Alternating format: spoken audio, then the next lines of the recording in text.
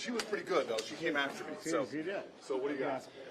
What do you make of RFK to lead the health department? So let's be clear. And people, I don't understand why this isn't the front line. The number one killer of Americans, is diet-related diseases. We're at a point in America right now where 1 out of every $5 in our economy is going to health care. 1 out of every 3 of our government dollars is going to health care. And so here I was in a presidential debate back in 2019, and everyone wanted to talk about how we supply health care. And that's sort of my arguing how we're going to mop up the water and nobody's turning off the sink. Our government has a food system where we subsidize everything that makes us sick and nothing, very little that makes us healthy. 93% of our ag subsidies go to the stuff in junk food, and only about 7% goes to the stuff that makes us healthy. So think about this for a second. My kids in Newark walk to a bodega and they find a Twinkie-like product cheaper than an apple, not because of the free market, but because of government subsidies. But worse than this, our farmers are getting crushed. Talk to John Tester. We have a consolidated multinational corporation ag industry that has more powerful lobbies down here than anybody except for maybe the defense industry, that protects a system in our ag department that is driving small family farmers out of business by the thousands every year. It's broken for farmers, it's broken for consumers, it's broken for our country. Talk to the United States military. They can't even recruit kids anymore because so many of them are disqualified for health reasons, mostly obesity. The headlines all over the country last week was about the obesity rates. So I want to fix these problems. So is RFK right about that? Is RFK right about a lot of the challenges? Yeah. I've heard him say a lot of things that are absolutely right.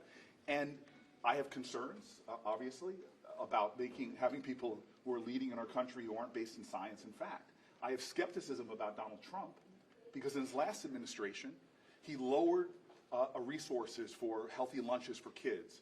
He stopped the nutritionists in our country who set our nutrition dietary guidelines from raising those standards. You want to talk about Make America Healthy Again, he allowed polluters to pollute more particulate matter in the air. Every American should have clean air. So I'm skeptical of Donald Trump. I have concerns about the nominee, but I tell you, when he speaks about the issues I was just speaking about, we're talking out of the same playbook. What about vaccines and COVID? I have real concerns about anybody who is going to put information out there that's going to undermine the safety of our kids. So I have real concerns about that. I'm going to evaluate every one of their nominees on the merits. But what this is an opportunity for me is to hopefully get momentum, because this is a movement. And parents all around the country have come to understand why there are chemicals that are being put into our foods that we're serving our kids that are banned in other countries. Why are we spraying things on crops that we know are known carcinogens that are hormone disruptors? So we are in a crisis in this country that nobody is talking about enough. And if we don't do something about our health, the diabetes costs, the hypertension, the healthcare costs continue to go up and up and up, and we as a country can't afford it. I've talked to private sector companies, a big casino company out in Vegas. They realized that they couldn't bend their cost curve over the healthcare costs, so they decided to make their cafeterias so much more healthy with foods that were organic, and suddenly their healthcare costs started going down.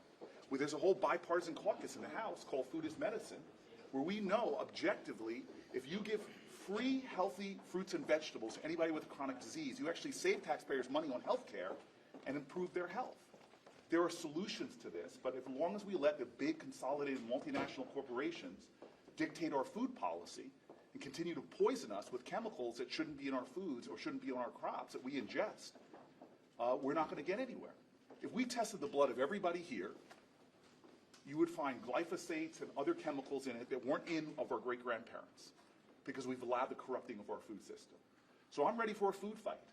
And I'm going to look to the Trump administration and say, put up or shut up. The last administration, they made us sicker. They literally made us sicker.